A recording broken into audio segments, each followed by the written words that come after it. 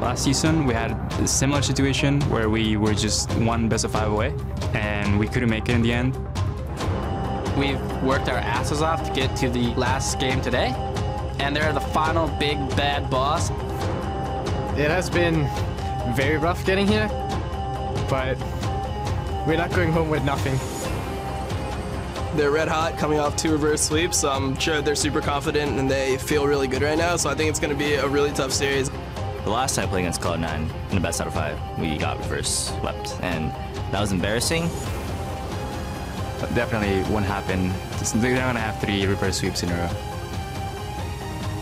I'm not going to say it's going to be easier. I'm not going to say it's going to be harder. I think it's probably going to be 5 games again. I don't want to jinx myself. We'll just go for the 3-0. We still have some tricks up our sleeves. We'll end Cloud9's Cinderella run.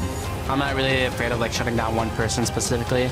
I'm just gonna look to kick all their asses. I guess the better team will go to Worlds.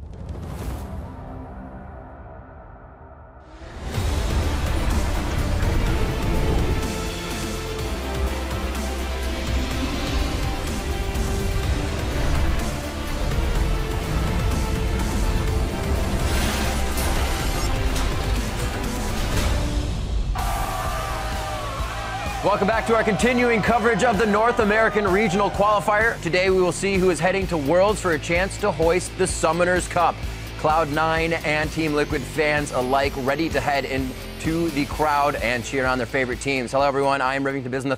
For this high-stakes match, we've got a fully stacked analyst desk. Joining me are Aiden Zyrene Moon and Sam Kobe Hartman Kensler. Gentlemen, it is going to be a crazy day, possibly another reverse sweep if the moon's aligned once again. Everybody's prepared for 5 games. Let's say that. Yeah, I think it'll go 5 if Cloud9 don't mess up picking bans. I feel like they stand a pretty good chance, and this Team Liquid has a lot of teamwork. But you know what?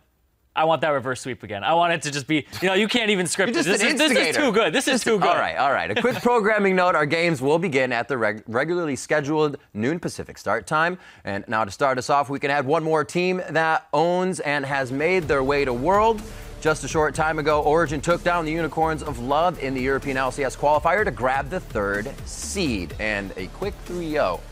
Haven't seen too many of those around the parts of any region, really. Especially in North America. We're going to be talking about reverse sweeps all day. We're going to be talking about game. Yeah, as they were saying, Origin definitely deserves their spot, so congratulations to them. Yeah, I thought they were going to get in a 2nd seed, but then all of a sudden, boop, because they didn't have points from the spring.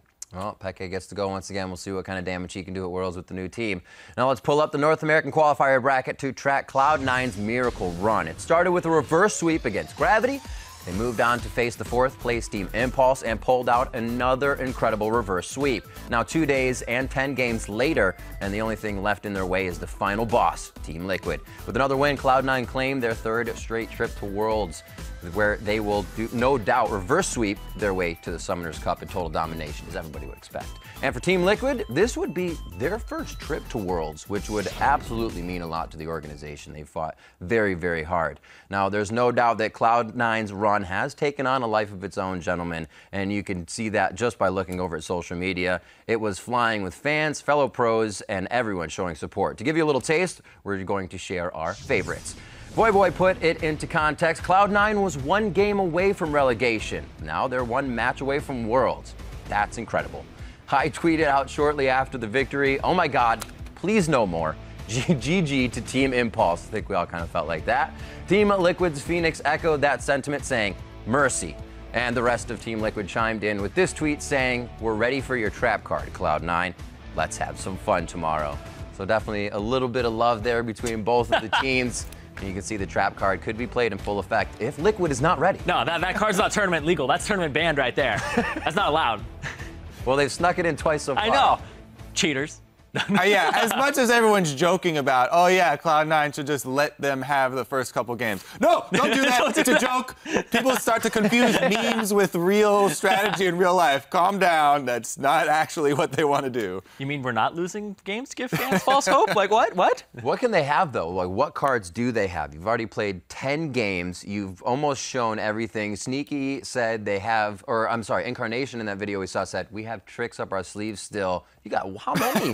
I mean, One thing that is real is the morale boost that comes from winning these back-to-back games, where back-to-back series where they're expected to lose. The reason why everyone's getting so hyped about this is because Cloud9 are expected to lose this. They're still the underdogs coming in versus Team Liquid, but they've been able to pull off these miraculous reverse sweeps over and over again. So they have got a ton of fan support behind them, and they have a lot of momentum going. Yeah, and I was reading the Twitter sphere right before this, and Fion was talking about how C9, they've won 8 elimination matches against TSM, Team 8, and then, of course, Gravity and TIP. Yeah. If they had lost any one of those 8 games, they would not be here. Jat was tweeting about that yesterday as well. They've had, like Voyboy was talking about, they've been one game away from getting kicked out over and over and over and over, but they always seem to pull it out. Yeah, and another thing to put in perspective as well is the season is 18 games. They've played 10 games. They played more than half the season worth of games in 2 days. And this was a squad that was needing more games, more repetitions, more incarnation strategies, more high strategies, more things to flex and show. So I feel like throwing more cards out on the table and seeing if it works is actually beneficial for Cloud9 in the long run. They got more practice time. Yep. Incarnation's honed his skills in North America. Yeah. Well, talking a bit about Cloud9, just a short time ago, Jack got an insider's perspective on Team Liquid's side of the showdown from their coach, Peter. Thanks, guys. I'm joined by Peter, the coach of Team Liquid. Last week, you guys finished 3rd place at Madison Square Garden. Just quickly, what was that experience like? Well, it's a very amazing can win at the Madison Square Gardens. Even it's a sort of first matchup, but very exciting and happy we can win there. And when you won, you thought maybe you'd have clinched at Worlds. I saw you before the TSM game trying to cheer them on, make sure they won. But then CLG won, meaning you guys didn't auto-qualify for Worlds and you had to play this weekend. How disappointing was that for the team? Well, we're not that very disappointing because we think if we don't win a gauntlet, we just probably not deserve for the Worlds.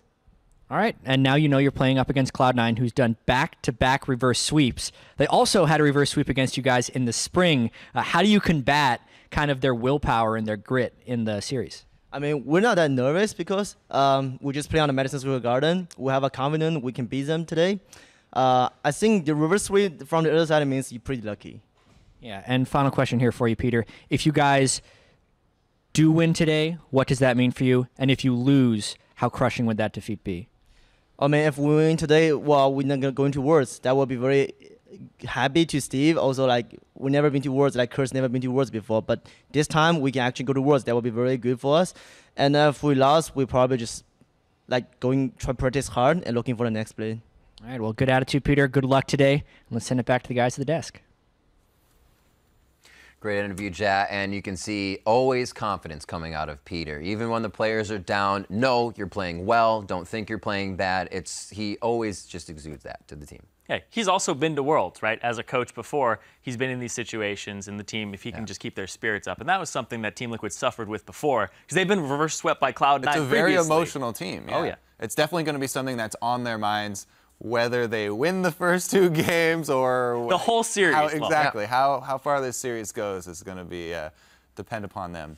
And I believe there's also a lot of strength in what he said about the win at Madison Square Garden, because we hear how much it meant to Quas, how much it meant to dominate, for them to be that really their first big arena to play in, and then to come away with that victory. I feel like that's their kind of hold and power versus Cloud9's reverse sweep kind of looming in the background, right? They definitely have a lot of confidence coming from Team Liquid in this. Yeah, and the last time that these guys actually played BO5s, it was both of them played against TIP, and both of them were able to exploit TIP, and TIP threw it barren against both of these teams. So both these teams are kind of on the same page in how they got to this point. Yeah, it's more than just momentum and, reverse sweeps and all that, though. Team Liquid have some very real advantages in this matchup. They have really strong early game, and they have really strong lanes. So Cloud9 are going to have to dig deep and pull out some more of those shenanigans. Some mid-game shot calling is going to have to go their way to try and pull this one out. And one thing I'm actually very interested in looking at, you talk about all these advantages that they have. Incarnation, the guy on C9 that hasn't been to Worlds before, he's the new guy on the roster for the year. And Incarnation, everybody else on the squad, this is all about redemption for Cloud9, for getting back to Worlds. For Incarnation, this is about proving himself, proving that putting him in was not a mistake, and that he's not the reason that Cloud9 fell down to the bottom. It was other things. And now, he wasn't an answer to Bjergsen when he came in. Is he an answer to at least Phoenix to get them into Worlds and keep propelling themselves forward on Cloud9's squad? So today is a lot about proof for Incarnation. Yeah, he's looked great ever since High's come in, started helping him. It's good to have a mid laner be your jungler to enhance that synergy. And the Gauntlet we've really seen his best performances all year in the Player Gauntlet. of the series so, for both. He's peaking at the right time for Cloud9. Well, as we talk and continue to prepare right now, we're going to head over to the caster desk for an unannounced and surprise inspection.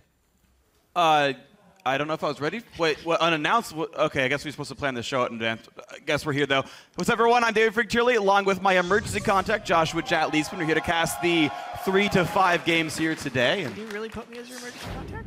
I mean, you were closest by. Yeah, I got it. If I were to fall off the stage, you would know. I'm a bad emergency contact. I'm going to leave the country for 6 weeks in about a month.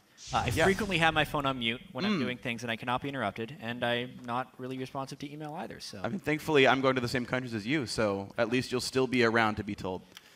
Sorry, Jat, but your dismissal has been dismissed. My joke flopped. I thought it was. So did mine, though. Really, no one's laughing behind me, so I did a bad job today. I got some groans and some ahs. Either way, we have a really fun series today, Cloud9 versus Team Liquid.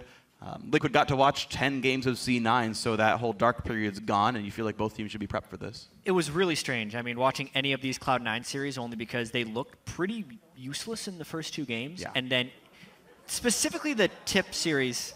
It's true. It's true, yeah. Specifically the Tip series. I got you. Even their games 3 and 4 looked shakier than their ones against Gravity. Yes, right? I completely agree. Game 4 specifically, Cloud9 was down something like 8,000 gold. Game 3, I don't remember the exact specifics, but it was also looking a little bit rough.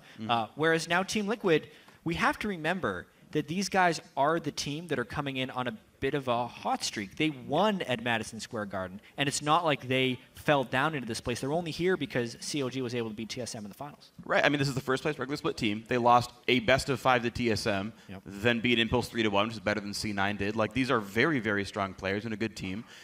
When I do see Liquid get pulled apart, it seems to be more on the team play, though. This is a multilingual team. Phoenix and Piglet are not the strongest English speakers, which does, of course, matter for these guys. And while their landing phase is amazing, their individual skill is arguably the highest in the league. People would say there's other teams up there, but they're one of those guys in the runnings. Their team fighting and late game shot calling often hurts them. Yeah, one of the things that Team Liquid always has to balance whenever you talk about how they have so many good players, yes, they do have strong players in pretty much every position, but there's only so much farm and resources and priority that you can give to a team in League of Legends, so it's a constant balancing act, whether you need Quas to fall back and farm, whether you want to put Piglet on a supportive carry, whether you want Phoenix on some type of supportive mid, because not everyone can farm and carry at the same time. Right. It's always an interesting balance about Team Liquid. It makes them very versatile, but it also makes them somewhat inconsistent because they're not sticking to one consistent strategy. That's true. When we saw a really successful team like CLG very recently, it was, okay, Smithy's going to play a tank jungler every time. Balter will play like a mid that scales, right? He played a lot of Victor, but he's not getting a lot of the attention. It's going to Double, it's going to Zion Spartan. Those are the big battering rams, and that was a style that did work. So you're right. I do want to see what Team Liquid goes for. Is it Quas? Is it Phoenix? Is it Dom? Is it Piglet? For the most part, Team Liquid has fallen into some patterns. Usually it's the mid lane and bot lane priority, and Quas, especially later in the game, if you look at the percentage of minions and percentage of jungle monsters that he takes post 15 minutes, it's near the bottom of the league. So Quas has been stepping back frequently. It depends if that reflects in champion sludge, because sometimes that wavers. Yeah, we've seen him play Sion a couple of times to pretty good effect, so we'll see if he goes for more of those big tanks. We don't need quite as much gold as like a top Fizz, for example. Now, either way, guys, you'll be seeing a bit more from us a little bit later on the show, but when the games start, we're going to send it over to the analyst desk. Thank you very much, Freak. And there is one song that always creeps up in the postseason and has become synonymous with Game 5 hype. So we caught up with the man behind the league phenomenon, Silver Scrapes. All right, so I'm going to play a little bit of the lead line here. Forgive me if I'm a little rusty. It's been about 3 years since I've opened up this project.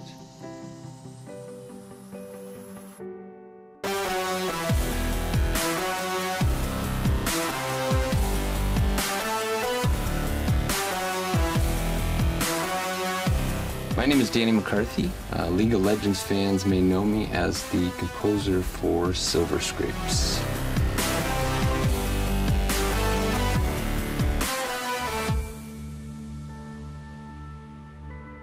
I started composing music when I was 15 years old. I continue to do it every day and learn new things every day. I don't know, I'd say it took about maybe 10 years before I got any gig whatsoever. Killer Tracks, they hired me to write a song, and you know, it was my first gig. I was, I think, 22, 23 years old or so. That Friday, they gave me the gig. They said, hey, it's due on Monday.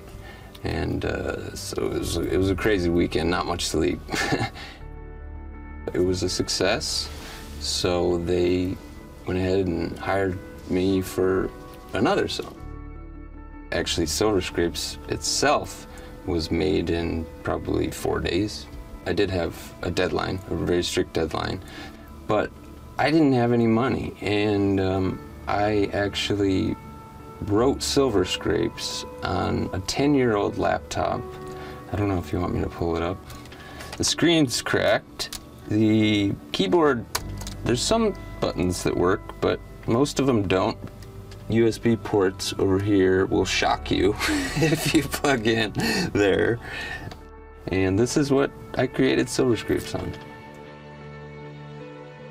When I do production music, it's different than putting it out as an artist, because I write the music and then I put it out, and it can be anywhere. It can be on television, commercials, ads, all over the place. But nobody knows my name. Nobody knows anything about who made the song or anything about it.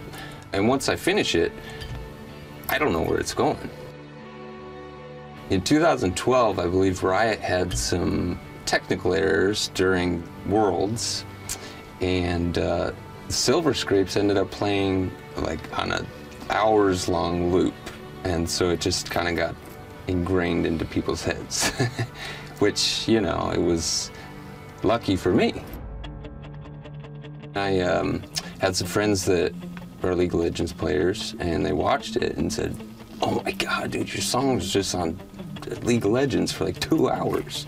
And then I went and looked on YouTube, and I had Silver Scrapes was up there for, you know, it had like 500,000 views, and I was like, what? This is crazy. I had no idea what, at that time, League of Legends was. So that's how I learned. Ever since that point, I've been able to sustain myself without a 9-to-5 job. And I'm doing what I love. Part of that reason is because of League of Legends and because of the fans of League of Legends, and for that, I'm eternally grateful for that. I think being a musician, I consider it to be similar to being a serious League of Legends player. It takes a lot of work, a lot of dedication, a lot of sacrifice. I've started playing League of Legends now, and you know, I'm not good at all, and I'm not gonna give out my summoner name because it's bad. I'm sticking with the bots for a long time. It's not about the things. It's not about the big boards and you need all this stuff. You don't. You just need a passion and a drive and love for what you're doing.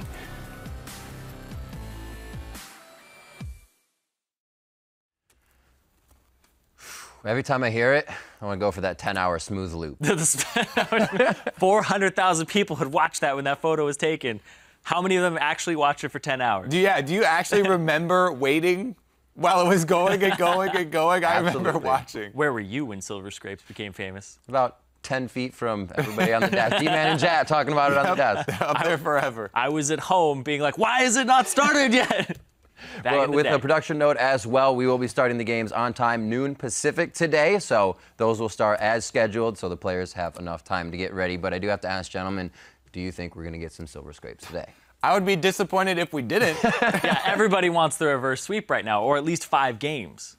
So everybody's predicting 5 games too, just because. Just because. Yeah, let's get some Silver Scrapes. I want some 5 games. It's going to be good. We'll find out shortly. And now switching gears for just a minute, I've seen all the other casters get a shot at answering your questions since Dash is away, and I'm captain of the analyst desk. It's going to be my turn. Send your questions by tweeting at LOL Esports and with the address Ask Riv, and I'll dispense some sage advice and wicked knowledge after today's series. Are you guys ready for that? No. No. I'm so ready. Absolutely not. The teams are loading up on stage and we'll be launching into Game 1 between Team Liquid and Cloud9 in just 3.5. Stay with us.